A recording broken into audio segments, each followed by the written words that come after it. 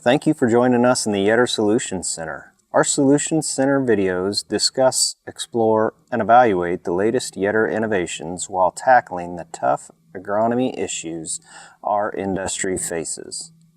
Once you have the twister wheels installed, the next thing you need to do is check your spacing. So we recommend a good starting point is 1 3/8 inches. And what we have found is that find a socket that measures the outside diameter is 1 3/8 inches, which this one we just got a regular 1 1/16 socket.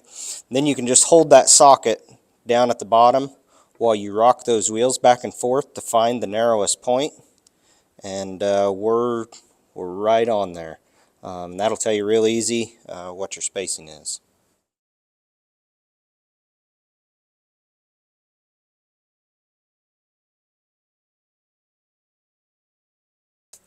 So I always say that there's really 3 parts to the closing system. That doesn't matter what style of wheel. When we have a V opening, there's 3 parts to closing that.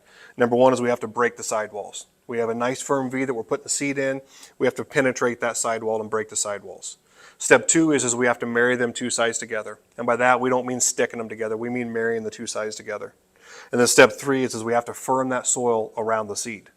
And all 3 of them parts are equally important, but we have to do them in order. So, Alex, how do we dig? How do we be able to see if it's closed up from the top? How are we going to be able to dig to see what that performance actually is? There's a lot of different ways we can dig. Andy's got a putty knife. That's a very common way. With that putty knife, we want to insert that into the row perpendicular to the row. And then after we've done that, we dig back away from it, and then you can pull that putty knife off, and that just gives you a cross section of your seed trench. At that point in time, we can visually look at that. And what we should see is nothing different on the left side than the right side. That should all be the same. We can visually look at that. After we visually look at that to make sure we don't have any air pockets or voids, now we can actually take my 1 inch and I will start digging from the top down, and we're going by feel here. We're going by feel to see if we have that resistance, because even if we close that seed trench up, it looks good visually, but then when we start digging around there, if we're not putting enough pressure, it's going to be very loose. And in the springtime, we have good moisture in there, hopefully. When we put that seed down there, we close the seed trench up. We do a good job of everything except for that firming action.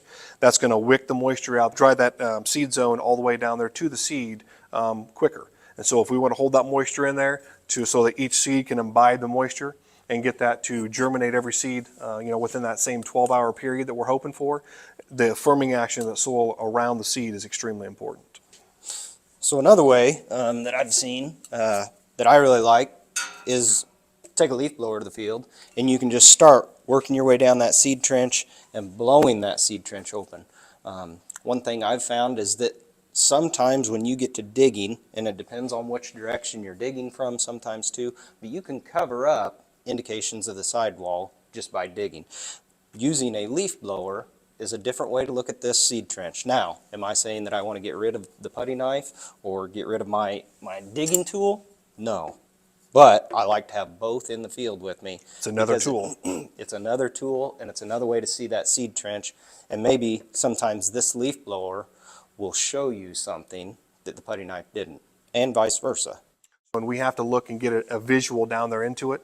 And some of these tools right here, the leaf blower, the putty knife, these are all tools that should be in your toolbox to help you to decide if you're doing a good job or if we need to make adjustments. Most tail pieces come with 2 holes per side. Wouldn't you say the most common is probably in the rear hole? I do, and we always get that question there.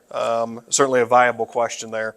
From our testing and our experience, we like these side by side. I'm not real stringent on whether it's the front hole or the back hole, but I want them side by side. That action of marrying that soil together, like Andy talked about, it's like these work together. You want to push both sides together at the same time.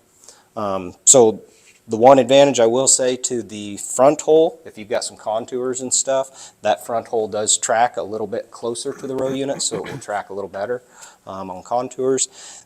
The disadvantage to the front hole is if you got some wetter conditions, maybe a swale or two in the field is a little too wet, your row unit is just a little more prone to plugging with them tucked up closer to that row unit.